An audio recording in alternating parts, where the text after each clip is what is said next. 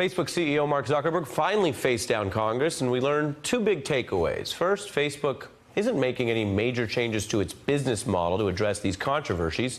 Here's Zuckerberg claiming that users already control the product.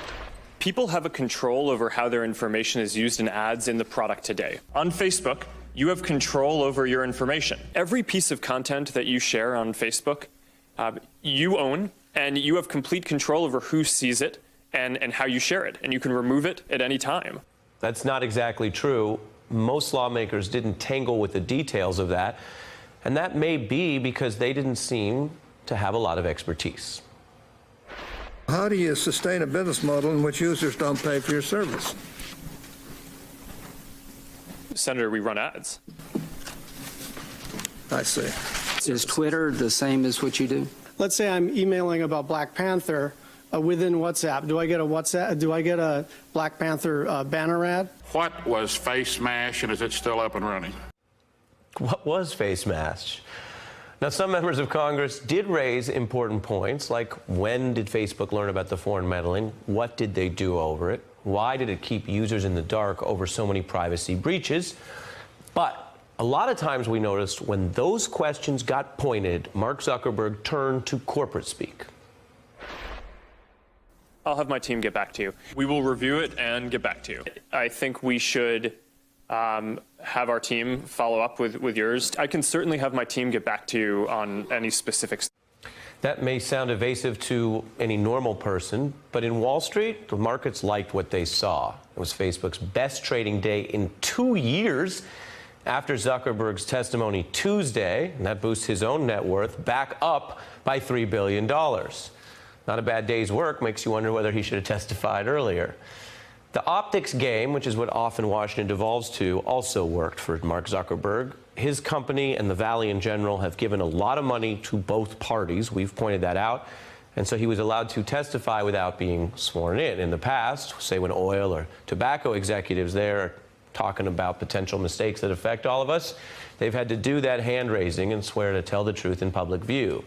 This is an observation, of course, about Congress, because they let Mark Zuckerberg skip that step. Now, Facebook still needs to address a lot more. There's the censorship abroad that we've reported on, their willingness to work in countries like China and Turkey. They need to get much more specific about the overlap in the ad targeting between the Trump campaign and fake Russian accounts, something Mueller is allegedly probing, and when Facebook discovered that Russians were using this platform to do all their meddling.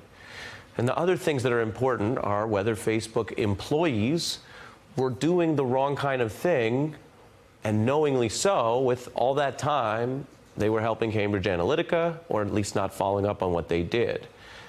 Did Trump's digital firm ever do things with other governments that Facebook knew or had reason to know about, and how do they deal with it in real time? And then there's the big question that hangs over any congressional hearing: how should the entity involved, in this case Facebook, how should they be regulated? There will need to be some regulation. So my position is not that there should be no regulation, but I also think that you have to be careful about what regulation you put in place. We've reported a lot on Mark Zuckerberg's failures at the company. What he just said there is totally fair. You have to be careful with regulation, and we just showed some of the members of Congress and why they might not be up yet to getting all this regulation done in a careful way. But Facebook, like much of the Valley, is misleading when they claim they're open to all of this. We've documented how hard they have fought against all kinds of reasonable regulation, to things as basic as disclosures of when you're looking at a political ad. You see one on TV, you know it's an ad. On Facebook, you often don't, and that opens the door to a lot more abuse. The biggest thing to come out of all this is the dialogue. It's finally started. It started under oath, and it has to continue. Hey there, I'm Chris Hayes from MSNBC. Thanks for watching MSNBC on YouTube. If you want to keep up to date with the videos we're putting out, you can click subscribe just below me, or click over on this list to see lots of other great videos.